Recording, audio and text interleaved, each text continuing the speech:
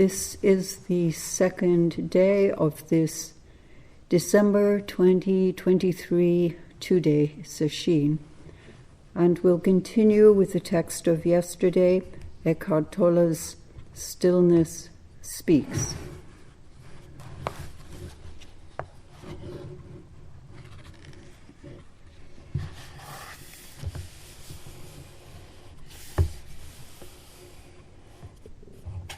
Yesterday we spoke of silence, the chapter on silence and stillness, and beyond the thinking mind.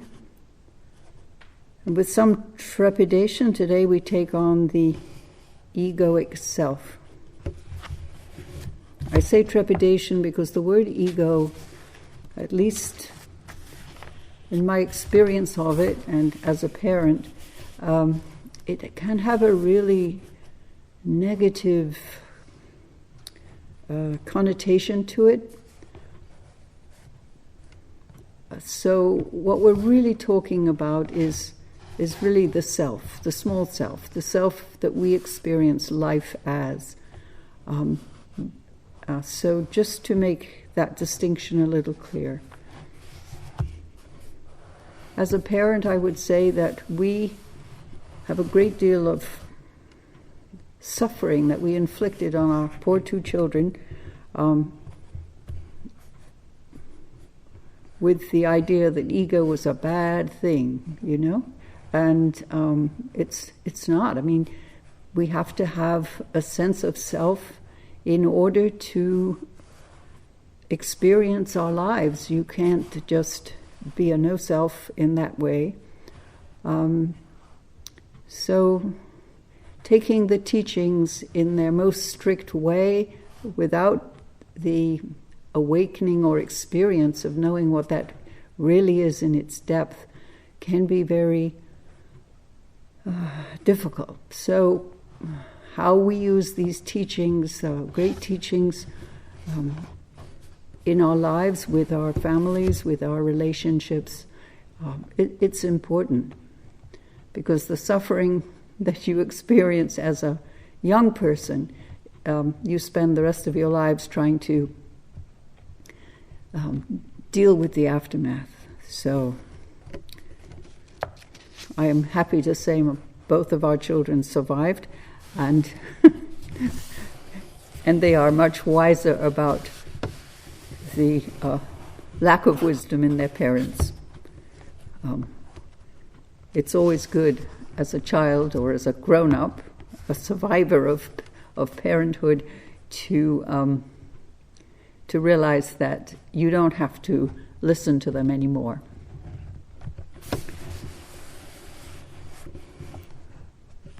So here we go to the egoic self. Somebody pointed out yesterday, it's important that Eckhart Tolle doesn't actually espouse a method of meditation. So his understanding, though, of silence, the primordial, the essence, is something that seemed important to convey to us so that we might have this thing to carry with us. There is a verse in the Mumonkan which I do love, and I think it's very helpful, about our true nature, which is that it helps us cross the stream when the bridge is broken, and it guides us to the village or home on a moonless night.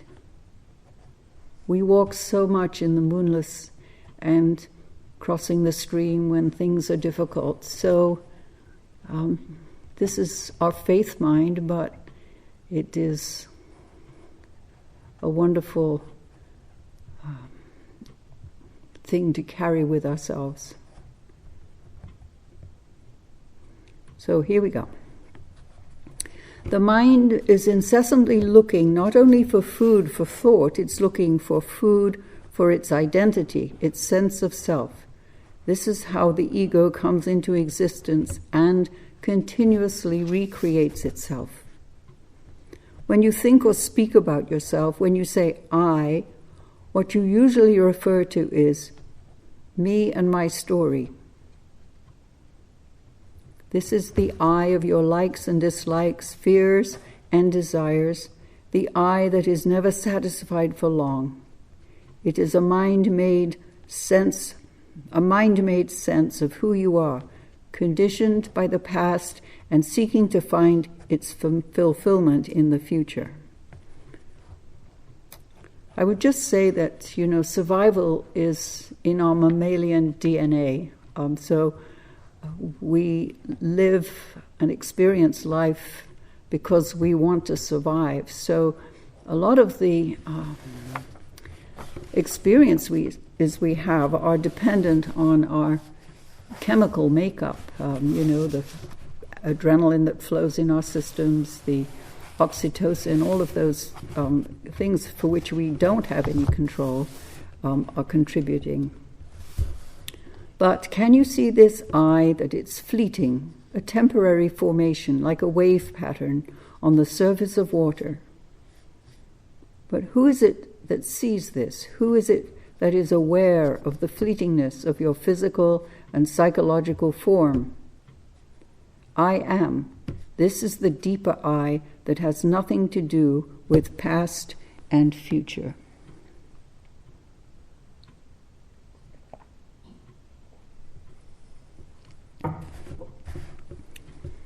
What will be left of all the fearing and wanting associated with your problematic life situation that every day takes up most of your attention? A dash, a blip, between the date of birth and the date of death on your gravestone.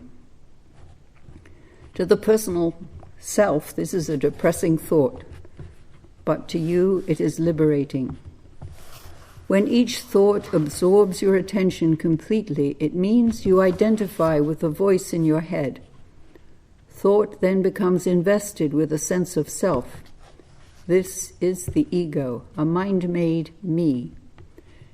That mentally constructed self feels incomplete and precarious. And that's why fearing and wanting are its predominant emotions and motivating forces. When you recognize that there is a voice in your head that pretends to be you and never stops speaking, you are awakening out of your unconscious identification with the stream of thinking. When you notice that voice, you realize that who you are is not the voice, the thinker, but the one who is aware of it. Knowing yourself as the awareness behind the voice is freedom. When we practice, when we do, when we're in sesshin, when we sit, when we reach a point when the thoughts have settled somewhat, when we even maybe get into samadhi, that's when we are free of this dominant mind thinker. So that's why practice is really vital.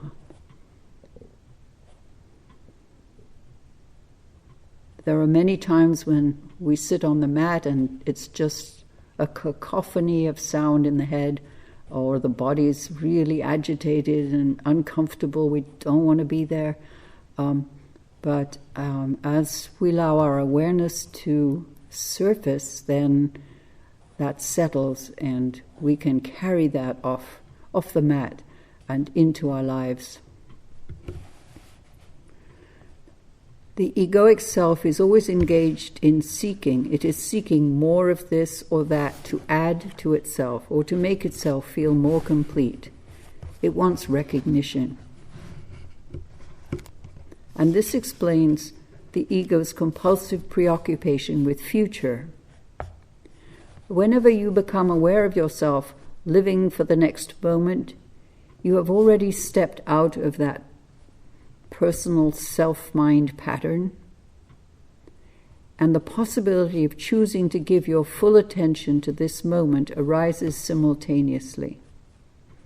By giving your full attention to this moment, an intelligence far greater than the egoic mind enters your life. When you live through the ego, you always reduce the present moment to a means to an end. You live for the future, and when you achieve your goals, they don't satisfy you, at least not for long. When you give more attention to the doing than to the future result that you want to achieve through it, you break the conditioning, you break the pattern. Your doing then becomes not only a great deal more effective, but infinitely more fulfilling and joyful. One of the hallmarks of people who have insight or who have been practicing a long time is that they tend to be more joyful, you know. If there is no joy in your practice, then do something else. It's not, joy is part of life, part of what we're about here. Almost every ego or personal self, small self, contains at least an element of what we might call victim identity. Often for very good reason, I might add. Some people have such a strong victim image of themselves that it becomes the core of their personality. Resentment and grievances are an essential part of their sense of who they are. Even if your grievances are completely justified, you have constructed an identity for yourself that is much like a prison whose bars are made of thought forms. If you can see what you're doing to yourself, or rather what your mind is doing to you, this will be part of freeing. Experience the emotional attachment you have to your story and become aware of the compulsion to think and talk about it. Be there as the witnessing presence of your inner state. You don't have to do anything. With awareness comes transformation and freedom. Here again, I would say that though for people, survivors of abuse, this becoming awareness needs the help of trauma therapy. It can't be done just by sitting and observing. Roshi Bodhin, though, he is really always reminding us that noticing is the important function of our practice, seeing what's going on, rather than trying to fix it or do anything at that moment. So just noticing, at least noticing when you are experiencing the sense of victimhood or whatever the emotion is. Complaining and reactivity are favorite mind patterns through which the ego strengthens itself. For many people, a large part of their mental emotional activity consists of complaining and reacting against this or that. By doing this, you make others or situation wrong and yourself right. Through being right, you feel superior, and through feeling superior, you strengthen your sense of self. In reality, of course, you're only strengthening the illusion of ego. Can you observe these patterns within yourself and recognize the complaining voice in your head for what it is? The egoic sense of self needs conflict because its sense of a separate identity gets strengthened in fighting against this or that, and in demonstrating that this is me and that is not me. In his previous book, the first book that Tola wrote, he talks about the pain body, identifiable experience that we have of a pain body and how it feeds on negativity, and that's how it sustains itself. So that's a different thing, but I'll just mention it because it's important. Not infrequently, tribes, nations, and religions derive a strengthened sense of collective identity from having enemies. Who would the believer be without the unbeliever? So in your dealings with people, can you detect the subtle feelings of either superiority or inferiority toward them?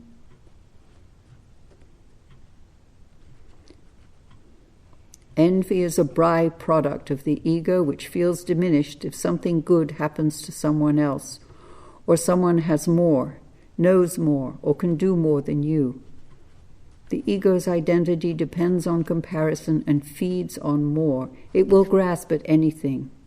If all else fails, you can strengthen your fictitious sense of self through seeing yourself as more unfairly treated by life, or more unfortunate than someone else.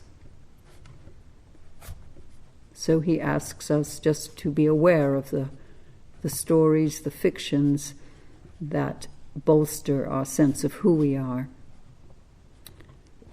Do you carry feelings of guilt about something you did or failed to do in the past?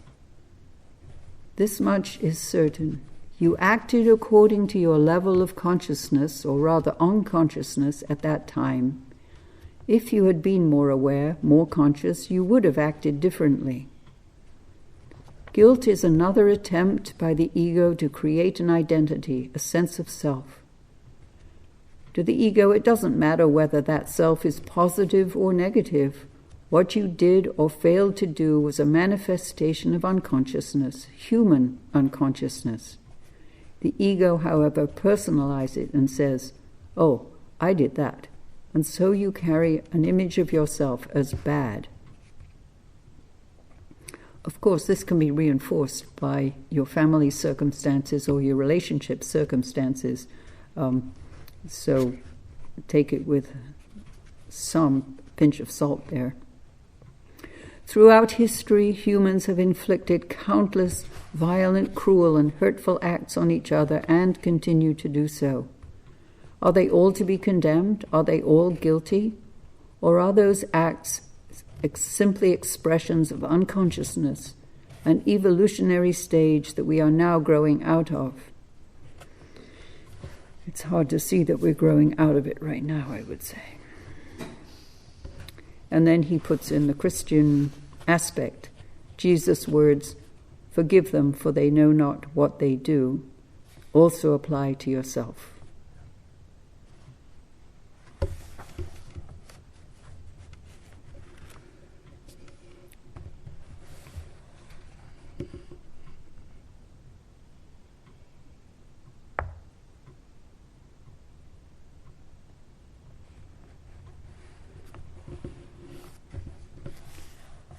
No self, no problem, said the Buddhist master when asked to explain the deeper meaning of Buddhism. And there's when Roshi Kapleau was in Japan studying with Tangen Roshi. Tangen Roshi did not speak much English. I think he understood quite a bit, but he was very reluctant to speak. And he gave a teisho, it was 2 words, I guess. It was a teisho. And these were the words: ego unnecessary. So we're done with the ego part of this, but there's a lot of painful things in there. There's a lot of, as I say, reasons why we have that suffering, but I think it's helpful to have a small analysis of it. So we're going to his next chapter, which is called The Now.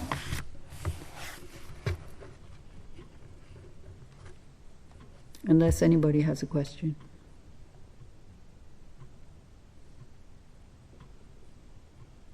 Okay. On the surface, it seems that the present moment is only one of many, many moments. Each day of your life appears to consist of thousands of moments where different things happen. Yet, if you look more deeply, is there not only one moment ever? Is life ever not this moment? This one moment now is the only thing you can never escape from, the one constant factor in your life. No matter what happens, no matter how much your life changes, one thing is certain: it's always now. Since there's no escape from the now, why not welcome it, become friendly with it? When you make friends with the present moment, you feel at home no matter where you are. When you don't feel at home in the now, no matter where you go, you will carry unease. The division of life into past, present, and future is mind-made and ultimately illusory. Past and future are thought forms, mental abstractions. The past can only be remembered now. What you remember is an event that took place in the now, and you remember it now. The future, when it comes, is the now. So the only thing that is real, the only thing that ever is the now.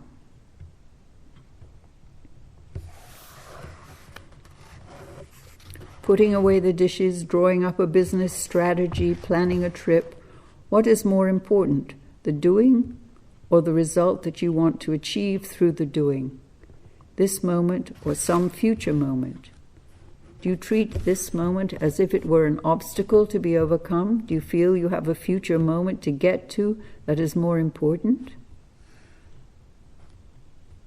Almost everyone lives like this most of the time. Since the future never arrives except as the present, it's a dysfunctional way to live. It generates a constant undercurrent of unease, tension, and discontent. It does not honor life, which is now and never not now. Feel the aliveness within your body.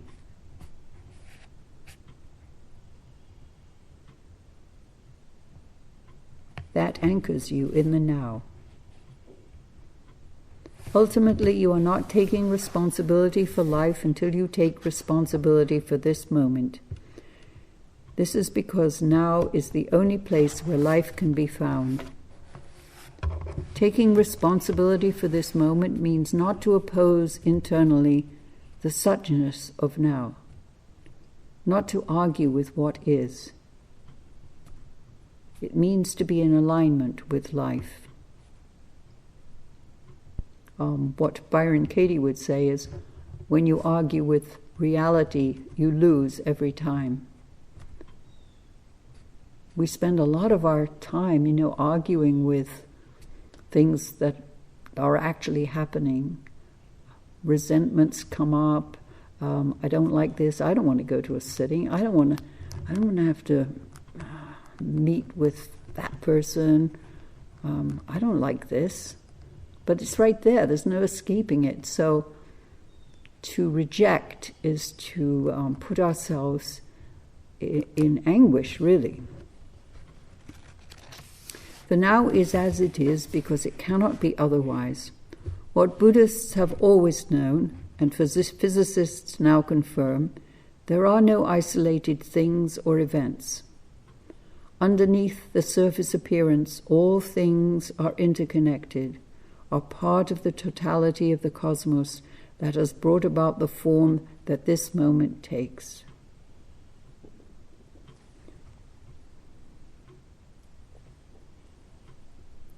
Ultimately, we are stardust. There's something kind of comforting in that, really. It goes on.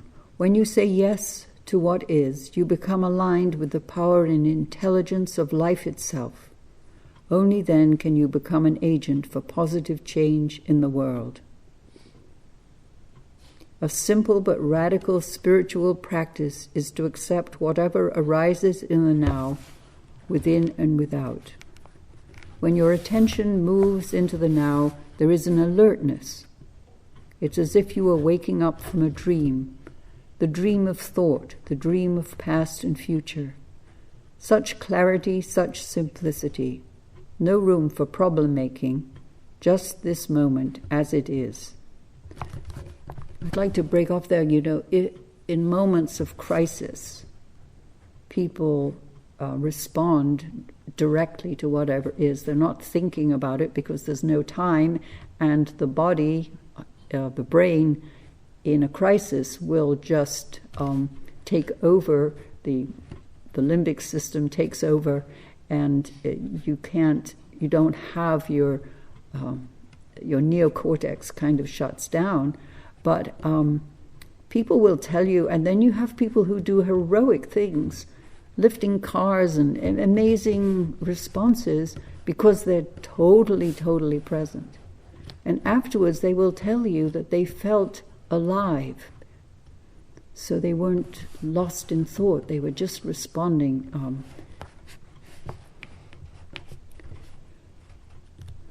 The moment you enter the now, this is back to Tola, with your attention, you realize that life is sacred. There is a sacredness to everything you perceive when you are present. The more you live in the now, the more you sense the simple yet profound joy of being and the sacredness of all life. Most people confuse the now with what happens in the now, but that's not what it is. The now is deeper than what happens in it. It is the space in which it happens. So do not confuse the content of this moment with the now. When you step into the now, you step out of the content of your mind. The incessant stream of thinking slows down. Thoughts don't absorb all your attention anymore, don't draw you in totally. Gaps arise in between thoughts. Spaciousness, stillness. You begin to realize how much vaster and deeper you are than your thoughts. And I think most of you would agree that that is the experience eventually in sesshin with a long sitting. We get to a sense of spaciousness and stillness that normally eludes us.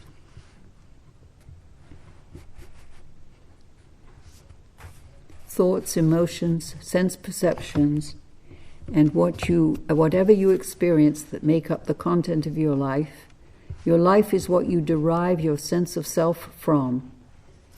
And my life is content, or so you believe. You may overlook the most obvious fact. Your innermost sense of I am has nothing to do with what happens in your life, nothing to do with content.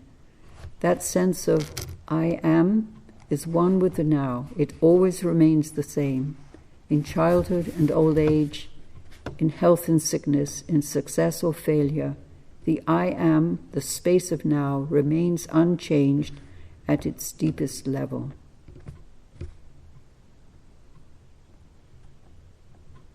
It shows up in poetry. I can remember from my childhood, my heart leaps up when I behold a rainbow in the sky. So was it when I was a child, so is it now I am a man, so shall it be when I grow old. And the reason that we have this sense of not growing old, actually, in a way, is because our true nature is the same as it was when we appeared. And it's the same now as it was when you were 5, 10, 20, 30, 40, 80, whatever.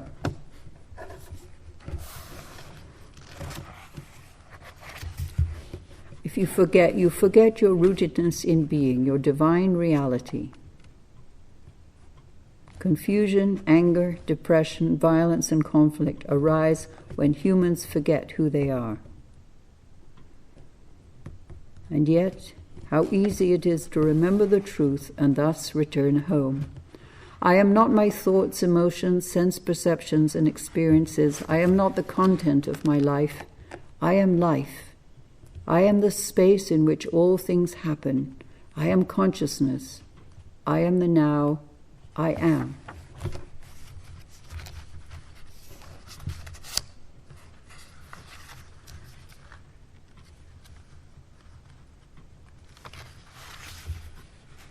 His next chapter is who you truly are, and then he goes into acceptance and surrender.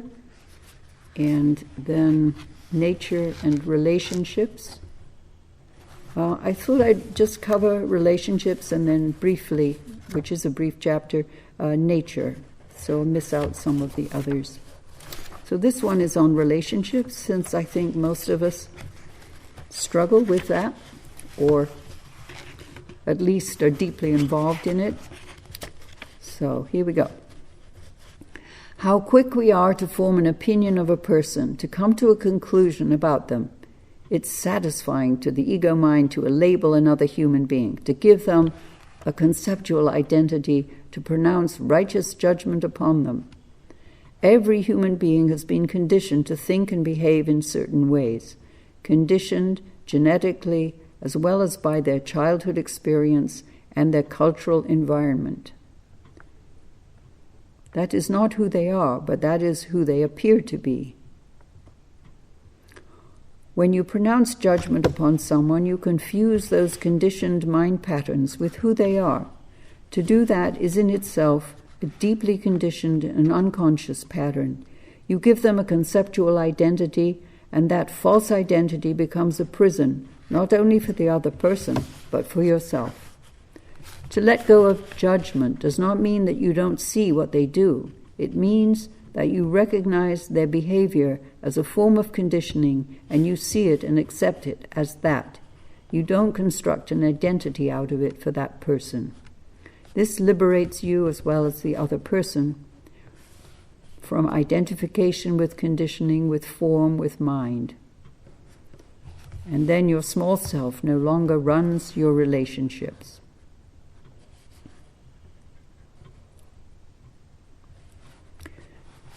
As long as the small self runs your life, most of your thoughts, emotions, and actions arise from desire and fear. In relationships, you then either want or fear something from the other person. What you want from them may be pleasure or material gain, recognition, praise, or attention, or a strengthening of your sense of self through comparison and through establishing that you are, have, or know more than they. What you fear is that the opposite may be the case, and they may diminish your sense of self in some way. When you make the present moment the focal point of your attention, instead of using it as a means to an end, you go beyond that, beyond the unconscious compulsion to use people as a means to an end, the end being self-enhancement at the cost of others. When you give your fullest attention to whoever you are interacting with, full attention to whoever you are interacting with, you take past and future out of the relationship, except for practical matters. When you are fully present with everyone you meet, you relinquish the conceptual identity you made for them, your interpretation of who they are and what they did in the past, and you are able to interact without that movements of desire and fear. Attention, which is alert stillness, is the key. How wonderful to go beyond wanting and fearing in your relationships. Love does not want or fear anything. If their past was your past, their pain, your pain, their level of consciousness, your level of consciousness, you would think and act exactly as they do. With this realization comes forgiveness, compassion, peace.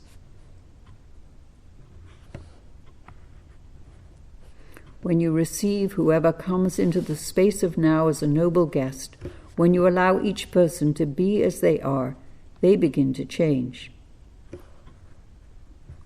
To know another human being in their essence, you don't really need to know anything about them, their past, their history, their story. We confuse knowing about with a deeper knowing that is non-conceptual. Knowing about and knowing are totally different modalities. One is concerned with form, the other with the formless. One operates through thought, the other through stillness.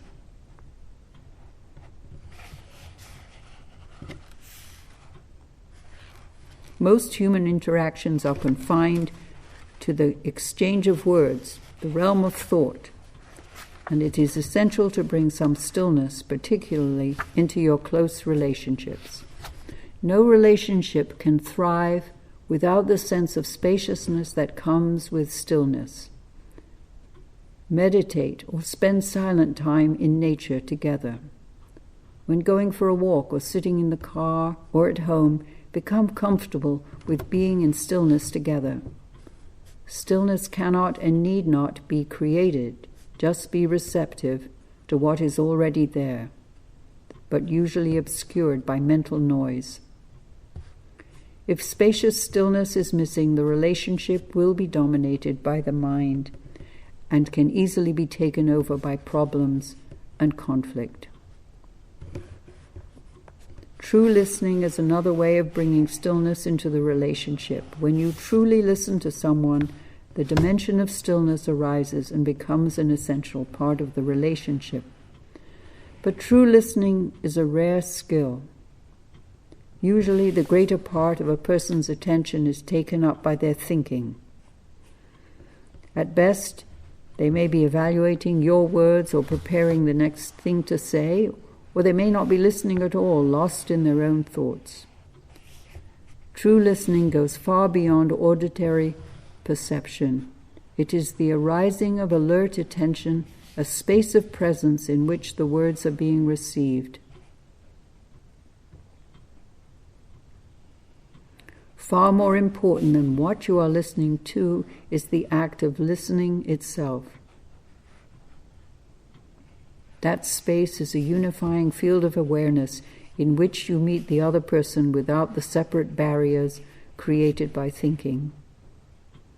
And now the other person is no longer other. In that space you are joined together as one awareness, one consciousness.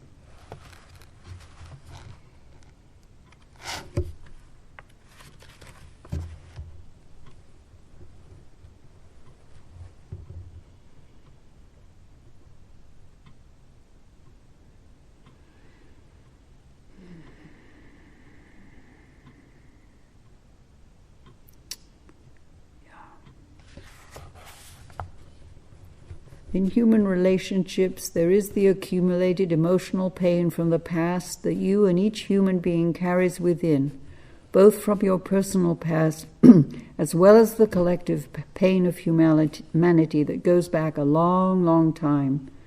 This pain body is an energy field within you that sporadically takes you over because it needs to experience more emotional pain for it to feed on and replenish itself. It will try to control your thinking and make it deeply negative. It loves your negative thoughts, since it resonates with their frequency and it can feed on them.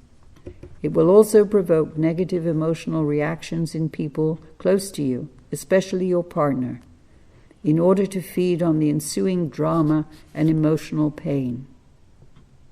How can you free yourself from this deep-seated unconscious identification with pain that creates so much misery in your life? Become aware of it. Realize that it is not who you are, and recognize it for what it is, past pain. Witness it as it happens in your partner or in yourself.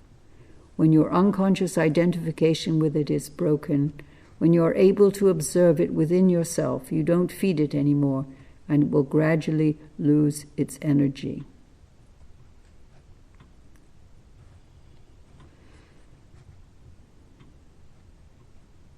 Human interaction can be hell, or it can be a great spiritual practice.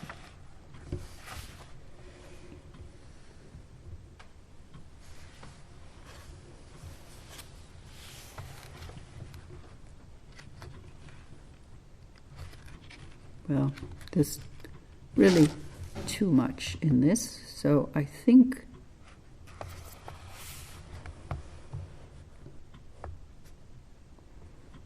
I'll just jump to the very end of this chapter, which is, what is the quality of your relationship with the cashier at the supermarket, the parking attendant, the repairman, the monitor, the customer, the person sitting next to you? A moment of attention is enough. As you look at them or listen to them, there is an alertness, perhaps only 2 or 3 seconds, that is enough for something more real to emerge than the roles we usually play and identify with. All roles are part of the conditioned consciousness that is the human mind. That which emerges through the act of attention is the unconditioned, who you are in your essence. You are no longer acting out a script, you become real. When that dimension emerges from within you, it also draws it forth from within the other person. Ultimately, of course, there is no other, and you are always meeting yourself.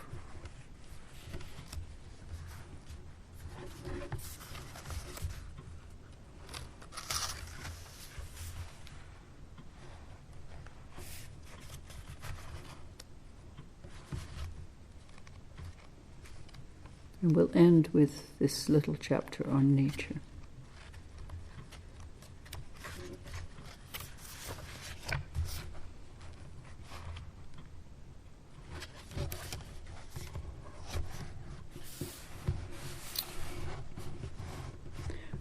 We had a very wonderful Sangha event last weekend here at Chapin Mill. The Uprooting Racism group had a weekend of investigating racism, the really great divide in our society. And Sonia started it out by giving us the European view in the 18th century of what was the order of things.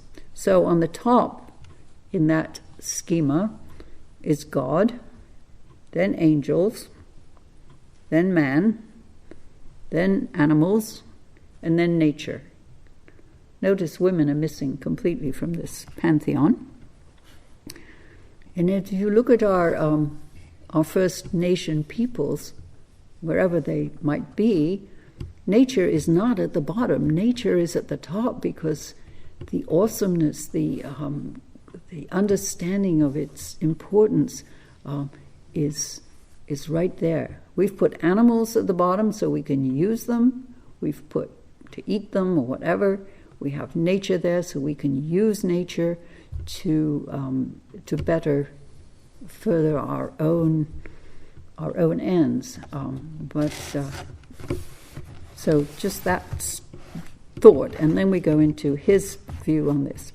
We depend on nature not only for our physical survival, we also need nature to show us the way home, the way out of the prison of our own minds. We are lost in doing, thinking, remembering, anticipating, lost in a maze of complexity in a world of problems. We have forgotten what rocks, plants, and animals still know. We have forgotten how to be still, to be ourselves, to be where life is, here and now. Wayman likes to say that we are human beings, but actually we're human animals, and we kind of separate ourselves out as something very, very special, but in fact we are one with human animals. Whenever you bring your attention to anything natural, anything that has come into existence without human intervention, you step out of the prison of conceptualized thinking and to some extent participate in the state of connectedness with being in which everything exists. To bring your attention to a stone, a tree, or an animal does not mean to think about it, but simply to perceive it, to hold it in your awareness. When walking or resting in nature, honor that realm by being there fully. Be still. Look. Listen. See how every animal and every plant is completely itself. Unlike humans, they have not split themselves into two. They do not live through mental images of themselves, so they do not need to be concerned with trying to protect and enhance those imaging. The deer is just itself. The daffodil is itself. All things in nature are not only one with themselves, but also one with the totality. They haven't removed themselves from the fabric of the whole by claiming a separate existence, me, and the rest of the universe. The contemplation of nature can free you of that me, the great troublemaker.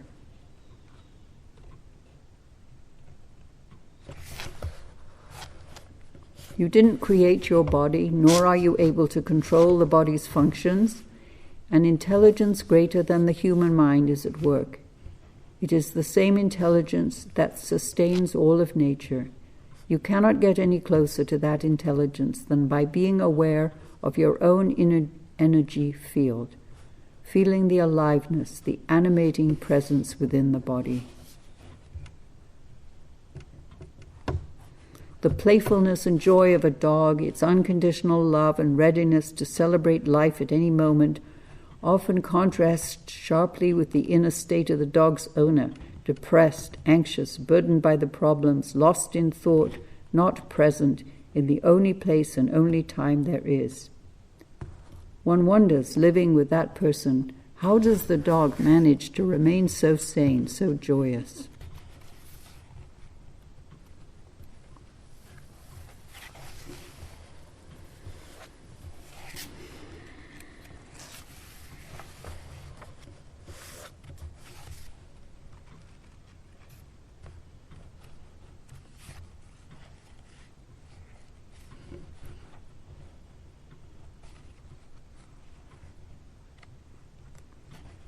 So, I think I'll end with this one. You are not separate from nature. You are all part of the one life that manifests itself in countless forms throughout the universe, forms that are all completely interconnected. When you recognize the sacredness, the beauty, the incredible stillness and dignity in which a flower or a tree exists, you add something. Through your recognition, your awareness, nature too comes to know itself. It comes to know its own beauty and sacredness through you. A great silent space holds all of nature in its embrace. It also holds you.